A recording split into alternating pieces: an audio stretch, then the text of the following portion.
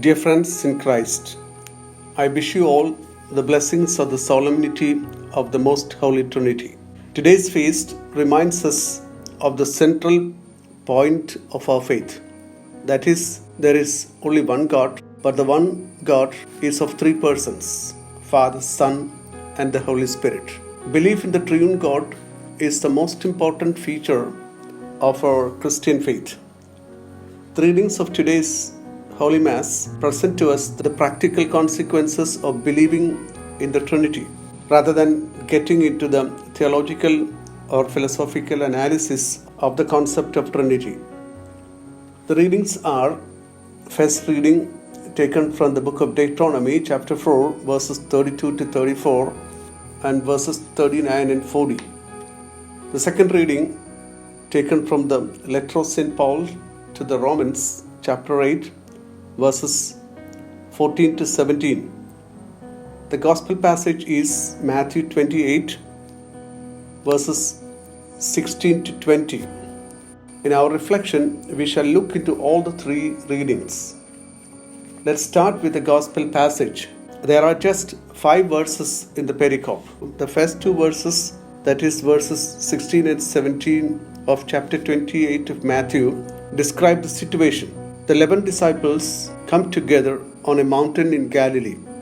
The name of the mountain is not said here, but they were directed by the Lord to do so. When they saw the risen one, they worshipped him. The risen one then instructed them, and what he said to them is noted in verses 18 and 20. He said thus: "All authority in heaven and on earth has been given to me. Go therefore and make disciples of all nations, baptizing them in the name of the Father, and of the Son, and of the Holy Spirit, teaching them to observe all that I have commanded you. And lo, I am with you always to the close of the age." So this is what Jesus told them, the instruction of Jesus to them. The message of Jesus from the very beginning was relating to the kingdom of God and its authority, as we hear it said first in Matthew chapter 4, verse 17. Everybody has to come under the authority of the kingdom of God. Now the risen one says that he has all authority in heaven and on earth. The Father has entrusted him with all authority. That's why it is said here that the 11, as they saw the risen one, worshipped him. The authority of the Lord is limitless. He is Lord par excellence. His authority extends to all the peoples and persons. He is the Lord of heaven and earth. He is the Lord of history. Accordingly, the risen one sends his disciples to all nations. In this Gospel, chapter 10, he had sent his disciples. They were sent at that time to the lost sheep of the house of Israel. Now he sends them to all the peoples. They have to go and make disciples. While Jesus was in his public ministry, he had invited the 11 to become his disciples. Now they are given the mission to go and make disciples of everyone. Everyone has to become the disciple of Jesus. They have to go and proclaim the gospel, the good news.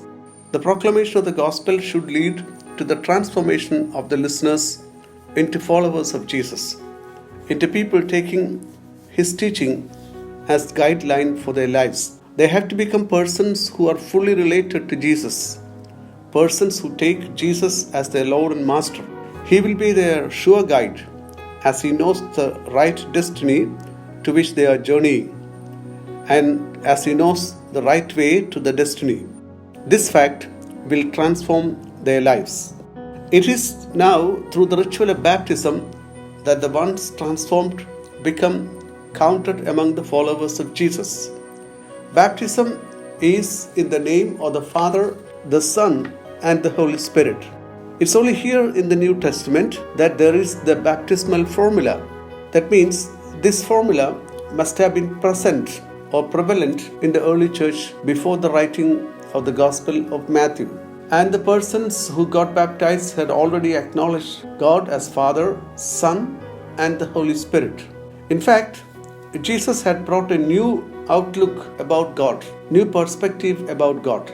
Jesus has gone beyond the idea of God which is present in the Old Testament when Jesus said that God is Father.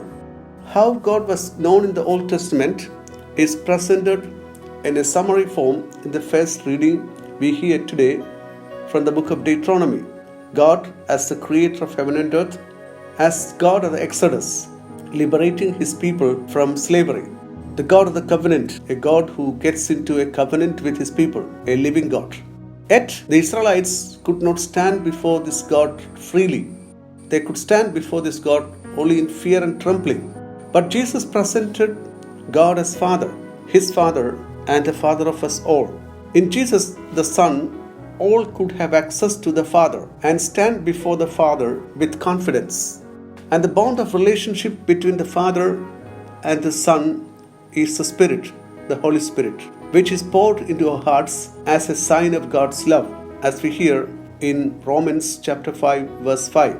Thus God is a God community, a communion of love. Thus the Trinity is a communion. It's a communion of unity and of love. It is to this communion of unity and of love that men and women are invited to enter, acknowledging God as Father, Jesus Christ as the Son of the Father, and the sign of their love as the Spirit, who moves the Christian to action. Progress in Christian life or progress in spirituality means being fully related to this triune God and being related to each other. This fact is stated clearly by St. Paul today in the second reading that we hear. Paul reflects on our life in the Spirit. He instructs the faithful of the Roman Church thus in chapter 8 verses 14, 15 and 17 thus. For those who are led by the Spirit of God are children of God. For you did not receive a spirit of slavery to fall back into fear, but you received a spirit of adoption through which we cry, Abba, Father. And if children, then heirs, heirs of God, and joint heirs with Christ. So, we are children of God, and we can call God Father. We are heirs with Christ and co-heirs with Christ. So there is a certain amount of freedom with which we can address God. That means we are related to God vertically and we are related to our brethren horizontally. That's why we are heirs and co-heirs with Christ. This reality should become manifest in our lives. When we live acknowledging this reality that we are fully related to God and to our brothers and sisters, then the fact of the Trinity will become well represented in our lives. The fact of the Trinity being communion of love and unity represented in our relationship with our brothers and sisters. Let us be praying for this grace that we be enabled to do this in this solemnity of the Most Holy Trinity. And let us say, Glory be to the Father, and to the Son, and to the Holy Spirit, as it was in the beginning, is now, and ever shall be, world without end. Amen.